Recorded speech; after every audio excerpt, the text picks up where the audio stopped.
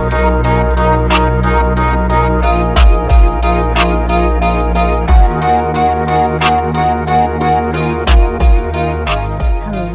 people of the internet. It is I, your fairy glow mother, back with another episode of Poor Choices, the podcast that helps beauty professionals and enthusiasts make better beauty decisions.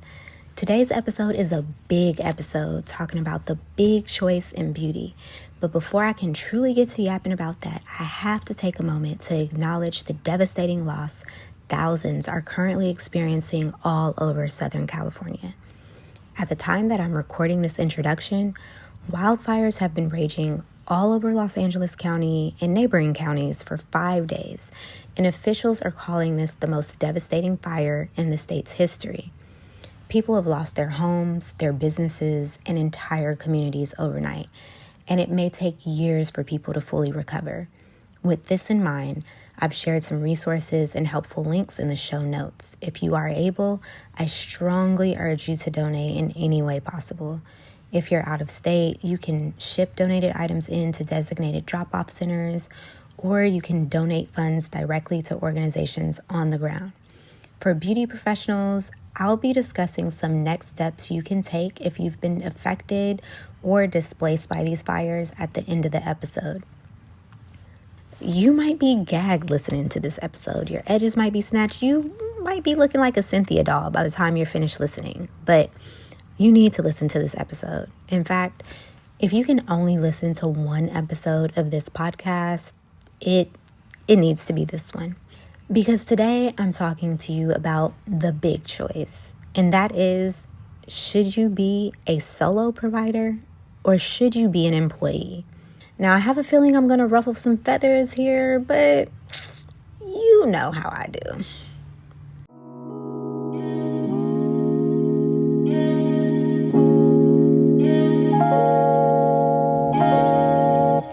Now, I'm going to hold your hand when I say this.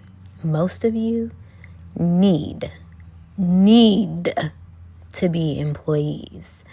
I mean this in the most scared straight, big sister, real talk way, because I don't believe in toxic positivity.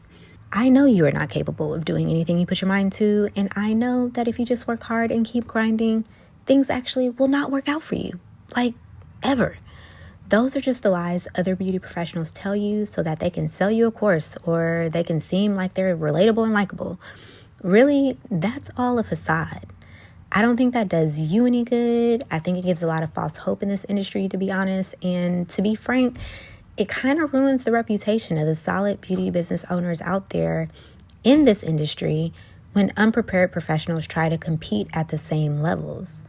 I think the hairstylists out there might get the worst of this, where potential clients are turned off every day from seeking any professional services due to horrible experiences with these so-called professionals.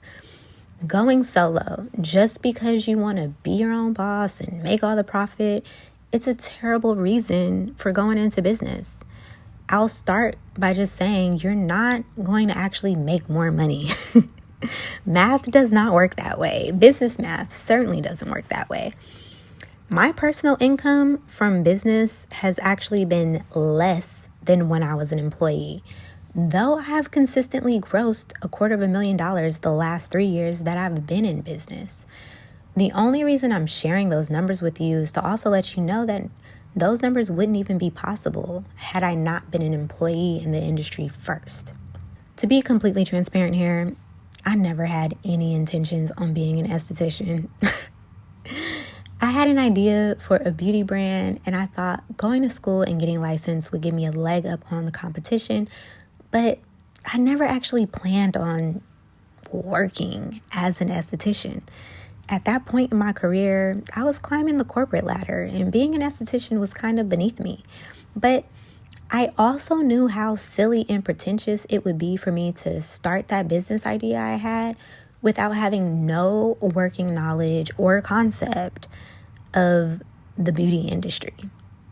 So I knew I needed to do some research. I needed to get in the field, so to speak, before I could even launch that beauty business concept. And by the way, I never ended up launching that thing. So the joke is totally on me because I ended up being accidentally successful here. I worked as an esthetician for 18 months before starting my own business, and I knew from the very first job I landed as an esthetician that I would absolutely hate working as an esthetician. I know if any of my clients are listening to this, they probably cannot believe that I just said that, but it is so true. Those 18 months were not only hell, but they were research and development for me. Before I even got my license, I actually got a job offer to be a lash tech at a new chain, and I kind of just knew lashes would be my thing. So I started my training literally the day after I got my license, and dear listener, I worked there literally for 4 business days. When I tell you I have never quit a job so fast, I didn't even make it through the training.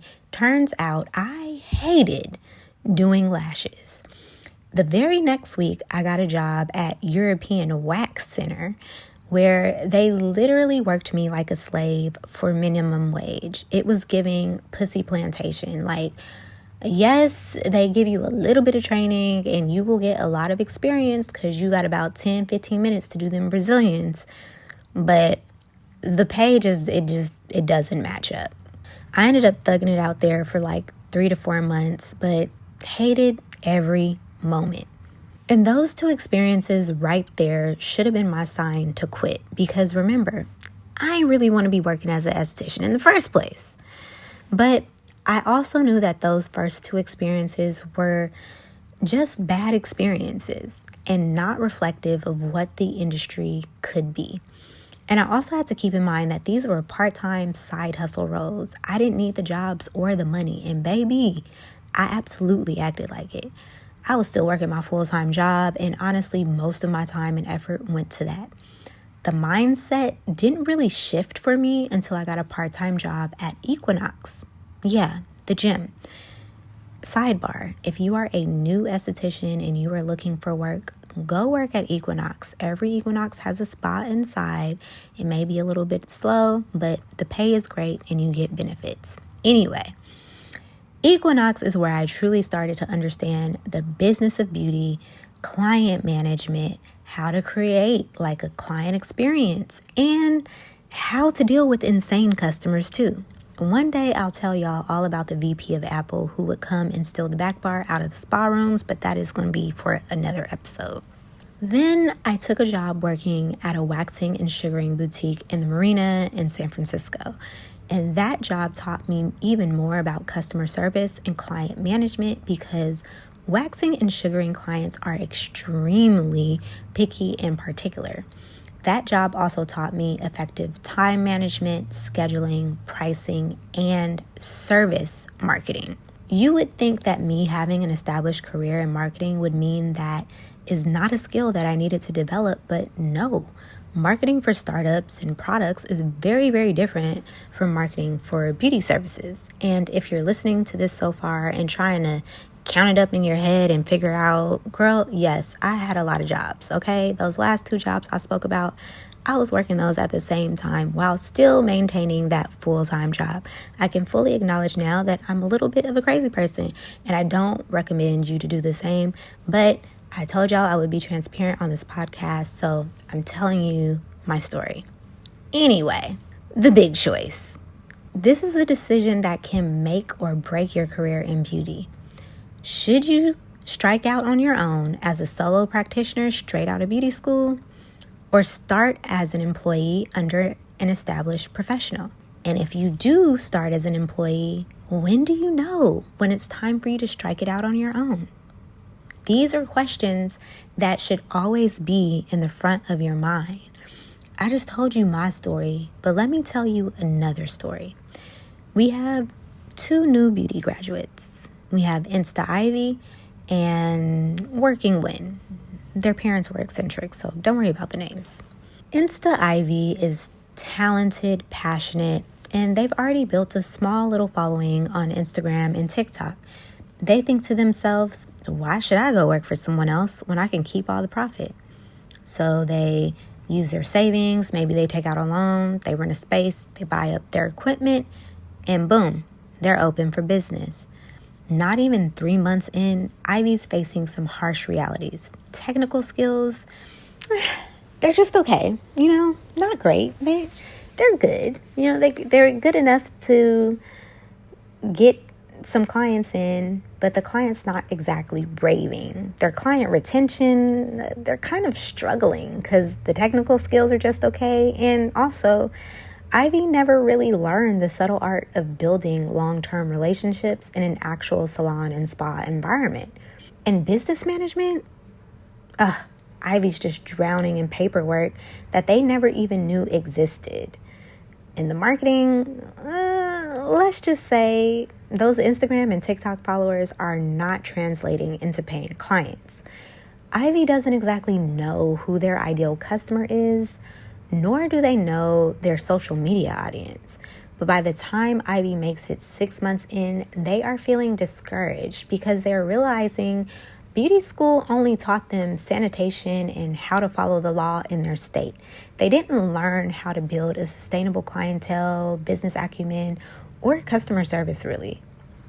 1 year later, Insta Ivy is closing down the business and either is disenchanted with the industry looking for work in an entirely different field or going back to the drawing board, trying to become an employee in another business.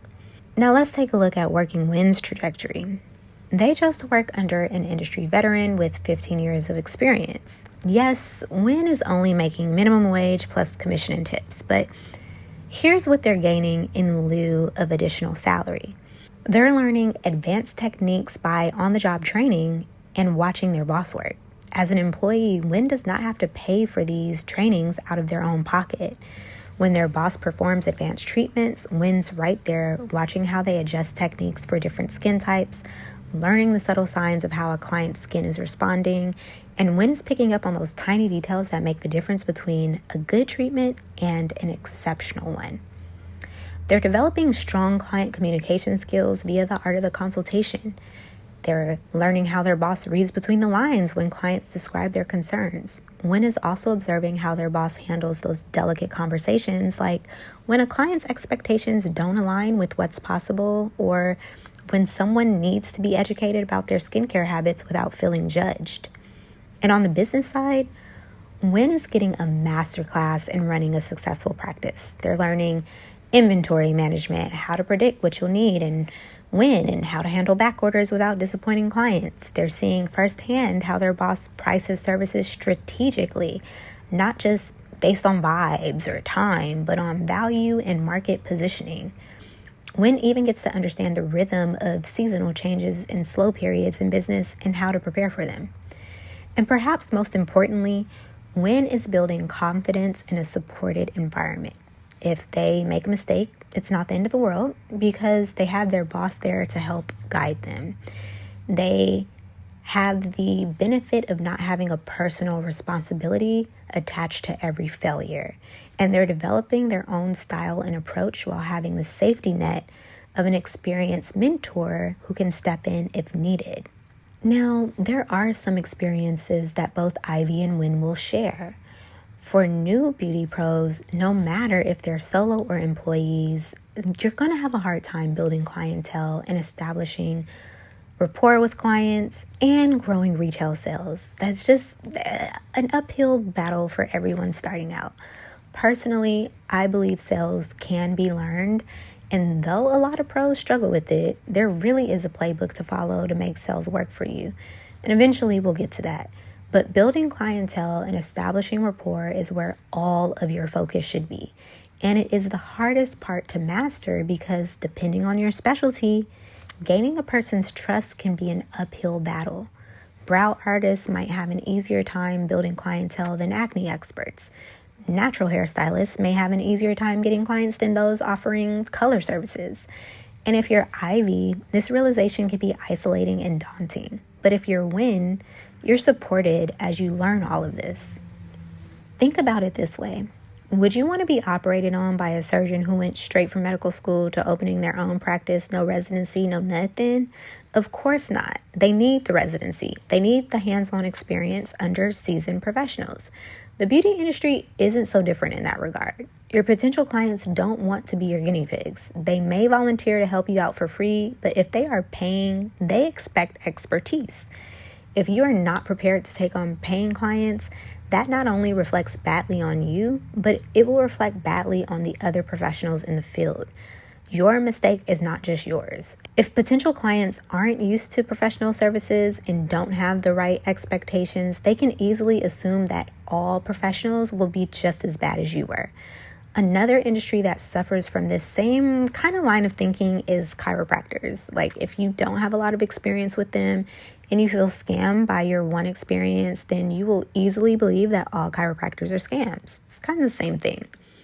So, how do you know if you're ready to start your own business as a beauty professional? Well, first, you've been an employee for some time.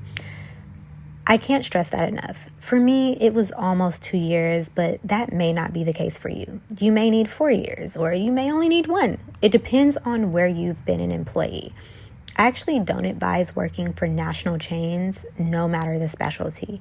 The reason for this is because while they may provide some training, in my experience, that training is usually insufficient for more established, independent-owned salons and spas. So you'll have to do some unlearning. Also, I kind of feel like the clientele is trash. I can't speak for all chains, but a good number of the chains typically do not have your ideal clientele. They're not really primed to be loyal to you or the establishment. And again, that's something we can discuss in a future episode. Secondly, you have to have at least 30 clients. 30 is the magic number. If you have 30 clients, then you have at least 1 client per day, and you can grow from there. And again, you're doing the math, 1 client per day if you're working every day. If you're like, I only want to work 4 days a week, then for you, your magic number might be 16. But personally, I would say starting with 30 is the smartest way to start. This doesn't mean that you see 30 clients at your current workplace, because those 30 clients might not care anything about you. This means that you have relationships with 30 clients who actually refuse to see anyone but you for the service they come to you for. So there's a little bit of nuance there. And lastly, you'll know that you're ready to start your own business if your employer is absolutely terrified of you leaving. And the reason for this is because if you're leaving, your employer's so scared because it means that it would be a significant loss of income for them. If you leave and your employer is fine without you, or they actually make more money without you, that is not a good sign for you. That's probably your first sign that you will be struggling when you strike it out on your own. In the beginning of this podcast, I told you that I'm going to be sharing the mistakes that I made. I didn't follow the rules 2 and 3 above, and that is exactly why I struggled starting out. Never mind a client a day. I had like 1 client a week for my first 6 weeks in business. And I only had 2 clients actually follow me from Equinox and the waxing boutique. So this means that I was hustling super hard for clients. And that was just to keep the business open. It was a mess. It was not ideal. But you've listened to me for the last 15 minutes and now you know what not to do. Now, I'm not going to say never go solo. Far from it. I'm saying delay that gratification. Spend 2 or 3 years working under someone who's already successful. Think of that whole time as paid training, a paid internship, if you will, because that's pretty much what it is. You're getting paid to learn the real world skills that beauty school could not teach you. Your career in beauty is a marathon, not a sprint, okay? The most successful solo practitioners I know all share one thing in common, and it's that they paid their dues working under others first. They built their foundations on solid ground, not shifting sand. Very important. So before you make that big choice, ask yourself, do you want the quick rush of going solo now? Or Do you want to build a sustainable, thriving career that will last decades? Because trust me, the path to true success in this industry isn't about how quickly you can open your own doors. It's about how well prepared you are when you finally do. I know some of you might be feeling called out right now, and that's totally okay. This is not about crushing dreams. It's about building them. So your success in this industry matters to me, which is why I'm giving you this reality check with love.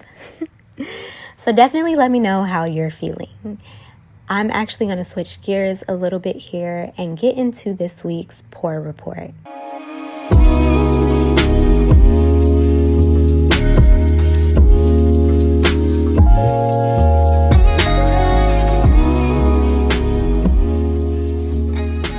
Okay, up this week on the Pour Report, we've got 3 things here. First up, the FDA is doing a recall on Dapsone gel. The U.S. Food and Drug Administration has announced a recall of 23,304 bottles of the prescription skincare product Dapsone gel 7.5%. This is a topical antibiotic that is branded under Nurex or Axone, and it's a once daily treatment for acne that most people see results in about 12 weeks of use. Now, at the start of the year, this recall actually came in on January 2nd. They designated the recall as a class 2 risk level, suggesting that the use of the product could cause temporary or reversible harm, but is unlikely to cause serious illness or death. Now, this particular Dapsone gel that was recalled was distributed by Viona Pharmaceuticals Incorporated of Cranford, New Jersey, and manufactured by Zydus Life Sciences Limited in India. One of the main reasons that this was recalled is because of some crystallization, and the FDA didn't really elaborate on exactly how this could cause harm. They just went ahead and recalled it. I have a link to the full article in the show notes. So if you are using this product, if some of your clients are using this product, this may be helpful information that you want to share. The article that I've linked also has the lot numbers and expiration dates included on them to help you or your clients be able to more quickly identify which products were affected. That's crazy. I feel like the FDA actually doesn't do too many recalls in skincare. So it's really interesting that we are starting off the year with one. I will definitely be keeping my eyes and ears open for more information or an update on this. Moving on to our next report. So last week was the Consumer Electronics Show in Las Vegas, or CES. This is honestly, it's like a nerd's wonderland. In a previous life, for one of my old jobs, I actually was able to attend CES in Las Vegas once, and it honestly was so cool. Like cars of the future, robots, like a bunch of home appliances. There are some things that I saw at CES. I think I might have went in 2017, 2018. There's some things that I've seen there that still have not yet come out that I still think about. It's just such a cool technology type of conference show. I don't even know what to call it. But L'Oreal debuted something at CES, and it's called the Cell Bioprint Skincare Device. Now, I know last week we did the 2025 forecast, and something that I probably should have talked about but didn't talk about was kind of this rise of devices. So this new Cell Bioprint skincare device from L'Oreal is essentially like a mix of a consumer / dermatological device that allows you to get it takes a skin sample, gives you a grade of your skin, and it's able to talk about what's going on with your barrier, pore size, skin tone, oiliness, wrinkles. It's looking at cell proliferation. It looks at a couple of different things, And then it's able to give you like a super hyper customized routine based on the findings. And this is something that L'Oreal is actually going to be rolling out across Asia. So it's not exactly going to be available in America right away. But I do think this is very cool. I also think it is reminiscent of another new product that I came across. Now, this device is called the Muili, M-U-I-L-L-I, Muili AI Dermoscope. I don't know how to pronounce this. I am so sorry. And this is strictly for professionals. This is something that actually launched in, I got the link and the information to it in December, but it just launched this month. And it's a relatively affordable device, I would say. It's $3.99. It's a one-time fee.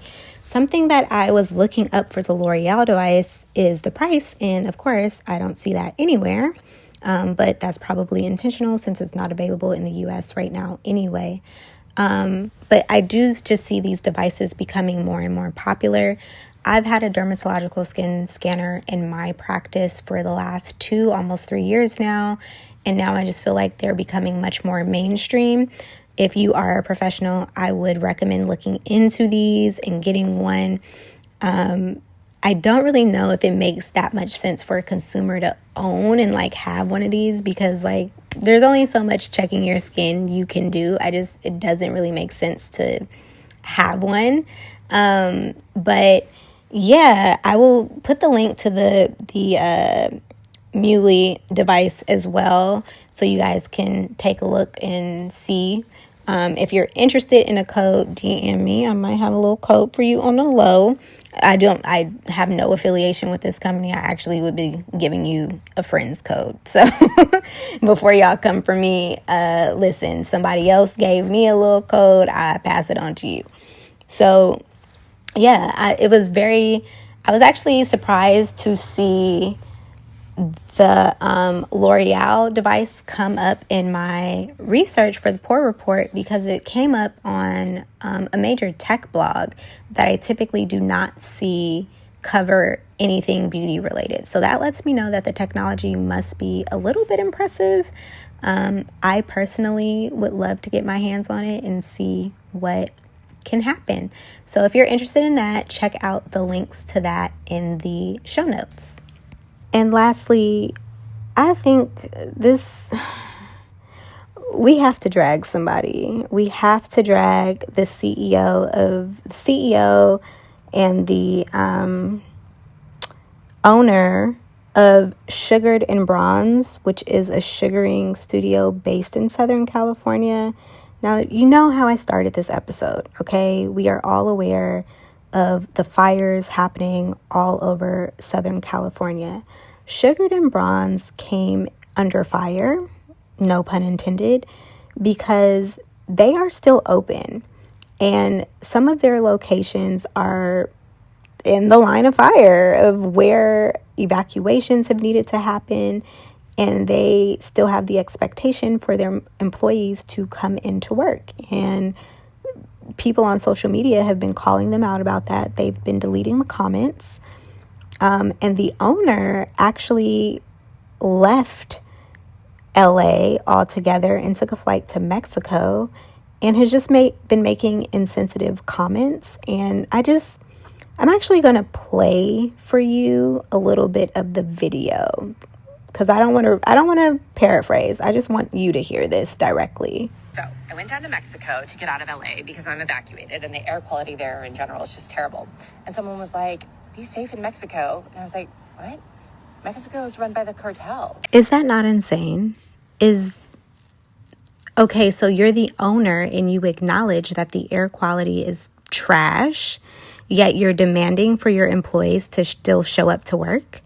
And then everyone's telling you to be safe in Mexico and you talking about, isn't it ran by the cartels? Well, what are you doing there then, Miss Ma'am? I'm confused, and I know I have a couple of colleagues who have formerly worked at Sugared and Bronze. Some of my clients in Pasadena go to Sugared and Bronze. I'm I'm telling you right now, do not support that business. Like, if this is how you are thinking and feeling at a time where your whole entire business is surrounded by disaster, that's crazy. And the fact that you really do want your employees to still show up to work, even though the air quality is trash. Someone said the air quality in that area is like in the 200s or something. I've never even seen that. Okay.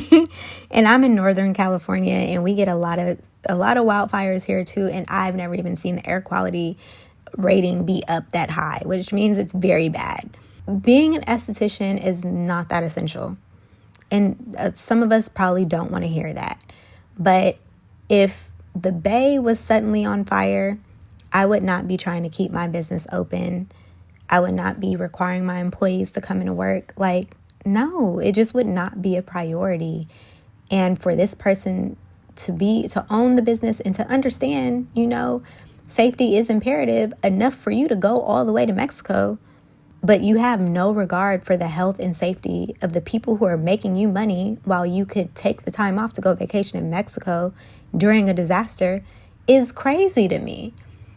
And how could you you're making your own TikToks, you're deleting people's comments from TikTok, you're deleting people's comments on your Instagram pages because you don't want to be held accountable. This is crazy. If you're in Southern California and you were working at Sugared and Bronzed, or maybe you go to Sugared and Bronzed, find somewhere else to go. We just collectively, we do not need to support this business anymore. This is insane. I cannot even believe that they're just posting like this with abandon, or like, that's crazy to me. So with that being said, I'm going to wrap up. I'm going to wrap up this week's Pour Report. Let me know if you're interested in getting one of these devices or having your skin examined, maybe in L'Oreal's Cell Bioprint. If you're an esthetician, are you going to get the Smart Skin device that I talked about? Are you no longer supporting Sugared and Bronzed? If you use Dapsone gel or Axone or Nurex, will you continue using it? Did yours get recalled? Did you know about this? Let me know. I hope this episode has been very enlightening so far. And yeah. Now, before I wrap up, I need to shift gears once again, because I did mention how we were, facing a crisis in Southern California with the devastating wildfires. And I wanted to share some crucial next steps and resources to help you get back on your feet. If you're an esthetician and you're near Pasadena, my beautiful beauty bestie, business bestie, and friend, Sabrina Robinson, who owns 3O Skin in Pasadena, she does have an extra room available, and she knows how businesses have been affected and how people have lost their businesses. So if you are in business and you have a client and you want to be able to take clients somewhere, please reach out to her. She is offering up her space for people to work out of. You can reach out to her at info@3oskin.com. I'll put that information in the show notes. I will actually be down in the area in 2 weeks. If you need to talk with someone about strategy and about possibly rebuilding, I will be available there in person. I will be there for about 2 days. So if you want to reach out to me and talk to me one-on-one about things that you have going on, feel free to do so. You can reach out to me through the website. You can send me a DM on Instagram. I have links to mutual aid funds and to some community organizations across the Los Angeles area that are providing on-the-ground help. That is in the show notes. I have a link put together by Michelle Pelazon-Lipschitz for those business owners specifically who have been affected by the Eaton and Palisades fires. It's a link to a list of funding opportunities and resources specifically for small business owners. You can find that in the show notes. It is a link to a Notion site.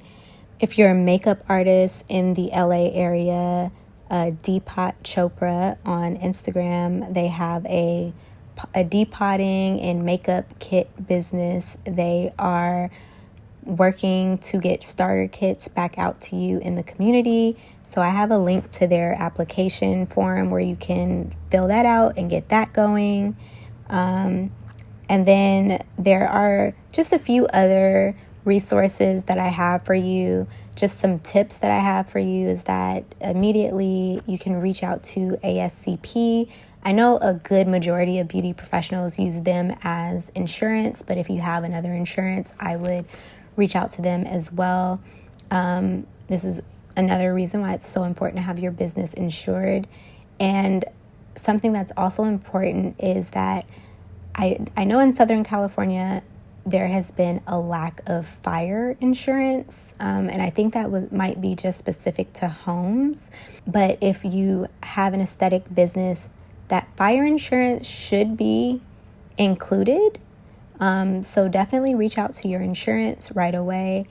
Even if you are a solo business owner, you can file for unemployment as long as you had yourself on a W-2. You should be able to file for unemployment at this time. It doesn't, this is not a sign of failure for you. If you do need to file for unemployment, go ahead and do that. And do it right now, because it looks like, I was on the website earlier when I was researching this, and it looks like they are a little bit backed up, and it may take them 2 to 3 weeks to get back to you or for you to get that initial response. So if you pay yourself through a W-2, go ahead and put yourself on unemployment, especially if you have nowhere to do your business right now. I'm continuing to share resources across social media whenever I come across something new. So if you're not following me, make sure you're following me at Fairy Glow Mother. I post a lot of resources to my stories on Instagram, and I just constantly repost anything I see on Threads. Feel free to send me any resources if you come across anything, and if you have more pointed questions, you can always reach out as well. This is a community. I am here for you, and yeah. So with that, I am wrapping up this week's episode of Poor Choices. You can follow the podcast wherever you're listening to podcasts. Please leave us a review, rate us if you think this is a great show. I don't know why I'm saying us. It's just me. I'm a little tired. But yeah, I will be back next week. And next week, I'm going to teach y'all how to be, well, I'm not going to say it just yet. Just tune in next Tuesday. Remember, make your poor choices the best choices. See you next week.